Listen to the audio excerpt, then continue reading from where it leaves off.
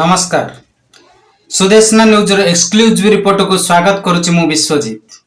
आज खबर अच्छी जबरदखल रे सुवर्णपुर सारसमाल जंगल जमी प्रशासन भांगुनी निद नीरव तहसील और जंगल विभाग। एवं संपूर्ण खबर सुवर्णपुर जिला डुंगुरपाली ब्लॉक एस रामपुर थाना और तहसील अधीनस्थ सारसमाल जंगल जमी एवं जबरदखलकारी कब्जा। बारंबार अभियोग पर भी जंगल विभाग तहसील स्थानीय प्रशासन नीरव। मुख्यमंत्री जबरदखल उच्छेद निर्देश ए जगार प्रहसन पलटि कहले अत्युक्ति हेबनी। सरकार निर्देश को अवमानना करिसेंती एठाकर तहसीलदार और जंगल विभाग। सारसमालर आनंद बजार संलग्न साहा जवाहाल और बरपाली रास्तार उभय पार्श्व गोचर जमी जबरदखलकारी कब्जा होइछि। उक्त अंचल जंगल जमीर खाता नंबर 488 प्लॉट नंबर 2 रकबा 25 एकर 770 डिसिमिल, खाता नंबर 488 प्लॉट नंबर 488 रकबा 49 एकर 303 डिसिमिल, खाता नंबर 488 प्लॉट नंबर 6 रकबा 3 एकर 330 डिसिमिल, खाता नंबर 488 प्लॉट नंबर 485 रकबा 13 एकर 219 डिसिमिल को किछि लोक जबरदखल करी ढाबा खोली बेले आउ किछि लोक अलग स्थान आसी घर करी जबरदस्त निज अख्तियार रे रखिचंती। 2 वर्ष पूर्व मान्यवर जिलापाल उपजिलापाल सुवर्णपुर तहसीलदार को उक्त ग्रामवासी दरखास्त करथिले एवं विभिन्न खबर कागज और दूरदर्शन रे प्रसारित होइथिला। यहाँ पर राजस्व अधिकारी सौजन्यमूलक भाव आसी फेरी जाइथिले एवं सेमानंग ठारू टिकस आदाय करी लाहिरे तेल पकाई चुपचाप बसी गले। अभियोग सब शून्य रे मिलई गला। एबे पुनर्बार जणावा पर किछि पदक्षेप नाही। तेबे एठी गोटिए कथा स्पष्ट हेउछि कि सरकारक निर्देश को एमाने समस्त अवमान करूछंती। एठी कुहा जाई पारे कि एमाने सरकारक विपक्ष रे ही जाउछंती। जबरदखलकारी को सुरक्षा और प्रोत्साहन जोगाई जंगल जमी को पैतृक संपत्ति बोली आउ भाबु नाहंती तो। तहसील इंदिरा आवास पाई 4 डिसिमिल जगह देइथिला। जंगल विभाग तांको सीमारू 1.5 एकर छाड़ी तार बाड़ देइछि। कोन पाई 1.5 एकर छड़ा गला ता एपर्यंत मध्य जणा पडु नाही। दिया जाइथिबा सीमारू एमाने तार बाड़ करिवा कथा किंतु ता न करी तांकु जागा छाड़ीबा केते दूर ठीक कहिबे कि जंगल विभाग ऑफिसर केते बेले 16/8/2020 2020 रे मु कोन कले मु जाई कि बहुत 15-20 लोगों को नै कि जंगल विभाग रे कंप्लेन कली, कलेक्टर पाखरे कली, सब कलेक्टर कली, तहसील कली, थाना कली एवं आरआई कली। केते बेले कंप्लेन हे दिया गला सेते बेले टीवी रे आम एपटे जो संबलपुरी पहरा बोली गोटे बाजे पहरा रे बाजी आउ गोटे टीवी चैनल बाजी संवाद बाहरी प्रमेय रे बाहरी खबर कागज रे बाहरी गला। तापरे तहसीलदार कौन कले आरआई को पठेइले। आरआई आसिक कौन कला जो माने जबरदखल करुले से खाली इनक्लूजमेंट आदाय कला आउ किछि कोन आदाय कला इनक्लूजमेंट इनक्लूजमेंट जो टैक्स नहीं कि से टैक्स आदाय कला। सेठी से भूल कौन कला जे जण तहसीलदार जदि जणे अनाथ लोक को 4 डिसिमिल दे पारुची से जगह रे आरआई कौन कला ये 22 डिसिमिल 25 डिसिमिल जणे जण को देई कि तांकोठू टैक्स नेला इनक्लूजमेंट टैक्स आदाय कला जागे समीचीन नुह। तहसीलदार जो 4 डिसिमिल दउची तमे 4 डिसिमिल जो टैक्स नियो नहीं ये 22 डिसिमिल 25 डिसिमिल रो देला आउ नहीं कि टैक्स खाली आदाय कला चुप हो गला। तापर कोन हेई जी एबे से केसटा सेतिके बंद हेके रही गला। आज जा 16/8/24 रे पुणी से कंप्लेन दिया गला। से गोटे कंप्लेन को पुणी दोहरा गला जते बेले हमर चीफ मिनिस्टर डिक्लेयर कले जबरदखल उच्छेद करा जिवो बोली सेते बेले पुणी दिया गला। ଦିଆଗଲା ପରେ କଲେକ୍ଟର କୌଣସି ଆକ୍ସନ ନେଲେ ନାହିଁ, ତହସିଲଦାର ନେଲେ ନାହିଁ, କେହି କିଛି ଆକ୍ସନ ପଦକ୍ଷେପ ନେଲେ ନାହିଁ। ଯେତେବେଳେ ପଦକ୍ଷେପ ନେଲେ ନାହିଁ, ଗ୍ରିଭାନ୍ସ ଥିଲା ଏସପି ଆଉ କଲେକ୍ଟରଙ୍କର ଡୁଙ୍ଗୁରିବାଲି ବ୍ଲକ। ପୁଣି ଏମାନେ ଯାଇକି ଦେଖିବେ, ମୁଁ ରିସିପ୍ଟ କପି ବି ପଠେଇ ଦେଇଛି। ଏ ଯାଇକି ପୁଣି କମ୍ପ୍ଲେନ କଲେ ଯେ ଏଇଟା ଦିଆ ହେଇଥିଲା, କଣ ପାଇଁ କରାଗଲା ନାହିଁ, ଆପଣ ଜବରଦଖଲ ଉଚ୍ଛେଦ କରିବେ ନା ନାହିଁ। ସେ କହିଲେ କରାହବ, ଇଏ କହିଲେ କେବେ କରାହବ। ସେ କିନ୍ତୁ ଡିସିଜନ କିଛି ଦେଲେ ନାହିଁ। ଯେତେବେଳେ କିଛି ଦେଲେ ନାହିଁ, ତାପରେ ଆସିକି ଆମେ ସେମାନେ ମିଡିଆ ବାଲାଙ୍କୁ ଧରିଲେ। ଏଇ ଯୋଉ ଟିଭି ସୁବର୍ଣ୍ଣପୁର ଟିଭି ଗୋଟିଏ, ଆଉ ଗୋଟେ A1 ଟିଭି ଗୋଟିଏ, 3 ଜଣ 2 ଦିନ ହେଲା ଛାଡିଛନ୍ତି। ଜଙ୍ଗଲ ବିଭାଗ ଯୋଉ ଜଙ୍ଗଲଟା ବୃକ୍ଷରୋପଣ ପାଇଁ କରିଥିଲା, ସେ କଣ କରିଛି, ଇନ୍ଦିରାବାସ ବୋଲି ଗୋଟେ ଜାଗା ଅଛି, ସେ ଆମର ତହସିଲଦାର ସମସ୍ତଙ୍କୁ 4 ଡିସମିଲ ଲେଖାଏଁ ଦେଇଥିଲା। କିନ୍ତୁ ଜଙ୍ଗଲ ବିଭାଗ କଣ କଲା, ଯେତେବେଳେ ଜଙ୍ଗଲ ବାଉଣ୍ଡ୍ରି ଦେଲା, ତାର ବାଡ଼ ଦେଲା, ସେ 4 ଡିସମିଲ ରୁ ପୁରା 1.5 ଏକର ଛାଡିକି ତାର ବାଡ଼ ଦେଲା। 1.5 ଏକର ଛାଡିବାର ମାନେ କଣ, ସେମାନଙ୍କୁ ଯେତେ ଜାଗା ଦିଆଯାଇଛି ସେଇ ଜାଗାରୁ ଏ ବାଉଣ୍ଡ୍ରି ଦେଇଦବା କଥା। ଇଏ କଣ କଲା, ପୁରା 1.5 ଏକର ଛାଡିକି ସେ ବାଉଣ୍ଡ୍ରି ଟା ଦେଲା।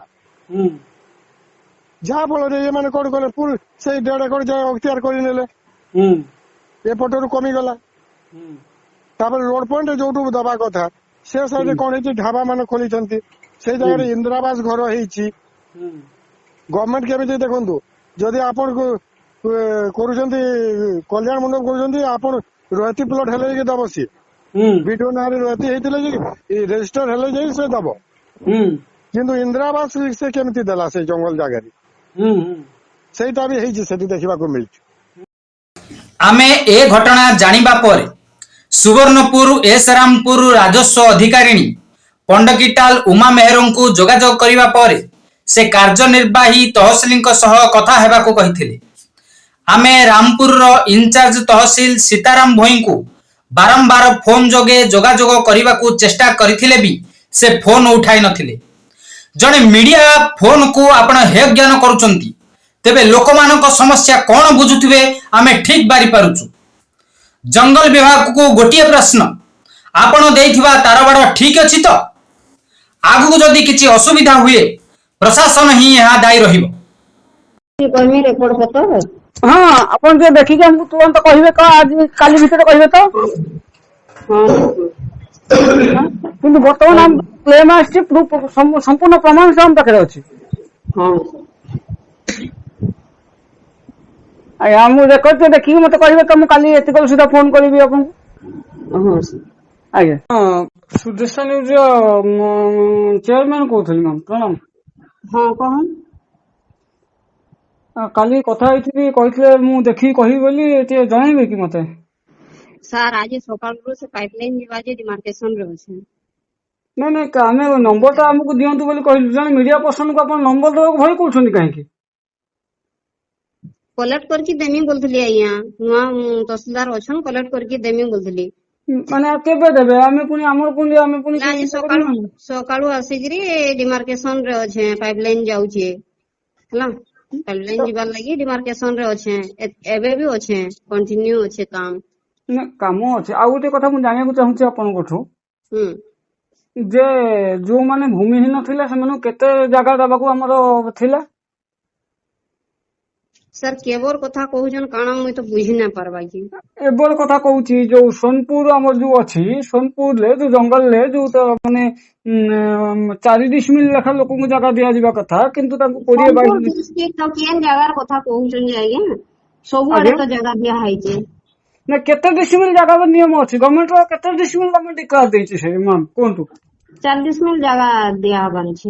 ଆଚ୍ଛା, 4 ଡିସମିଲ, କିନ୍ତୁ ଲୋକଙ୍କୁ 22-23 ଡିସମିଲ ଲେଖା ଦିଆଯାଇଛି, 25 ଡିସମିଲ ଲେଖା ଦିଆଯାଇଛି। ନାଇଁ ତ ସାର୍, ମୁଁ ତ ନାଇଁ ଦେଇ ମୋର ପିରିୟଡରେ। କିଏ କହିଲା? ଆମ ପାଖରେ ପ୍ରମାଣ ଅଛି, ଆମେ ସମ୍ପୂର୍ଣ୍ଣ ପ୍ରମାଣ, ବିନା ପ୍ରମାଣରେ କଲ କରିବୁନି କି କେବେ କାହାକୁ ମାନେ ପଚାରିବୁ ନାହିଁ। ଆଜ୍ଞା, ଆମ ପାଖରେ ପ୍ରମାଣ ଅଛି, 20-22 ଡିସମିଲ ଲେଖା ଦିଆଯାଇଛି, ତାଙ୍କଠୁ କର ବି ଆଦାୟ କରାଯାଉଛି, ମାନେ କାହିଁକି ଏସବୁ ହଉଛି? ନାଇଁ ତ ସାର୍, ମୋ ନଲେଜରେ ତ ନାଇଁ। नॉलेज नहीं बोले आम पाखक आसची खबर आसची ता संगे भी आम पाखे प्रूफ सब प्रमाण भी आम पाखक आसची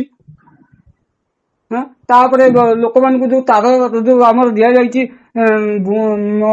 4 डिसमिल बाद आपण करवा कथा कि आहरी 1.5 डिसमिल 2 डिसमिल छाड़िकी जाऊँगी तार बाड़ दि जाइए जंगल लोक मान मैंने कौन पर जगह छड़ा ये कहीं जो कहला ये उच्छेद हम बोली से उच्छेद कहीं पाइलानी मैम ए पर्यंत उच्छेद लगी प्रोसेस चली आज्ञा एनकरेजमेंट सब दिया केते वर्ष हम केते वर्ष सेटा तहसीलदार को पचरू केते वर्ष रे हे पारबार की ना आमे जते रिपोर्ट करबार कथा मैं करि दैछे सर ना ना आमे ग्रीभांस भी कहिसंती हम रिपोर्टर भी कहिसंती लोक माने भी कहिसंती अलग बेले भी कह जाइछि तन तथापि किछि तार प्रतिकार नहीं कारण कोन है तार बार हटेबो कि माने जो ता सीमा बाद अपन तार बार काई नहीं जंती सर तारवाड़ा तो मैं नहीं दे हमर जंगल डिपार्टमेंट वाले देछन हेलो जंगल डिपार्टमेंट वाला को पचारली से कहले से हमको तहसीलदार कहिसंती तहसीलदार को कार्य होती से सब सर मैं तहसीलदार को नंबर दे दउ जे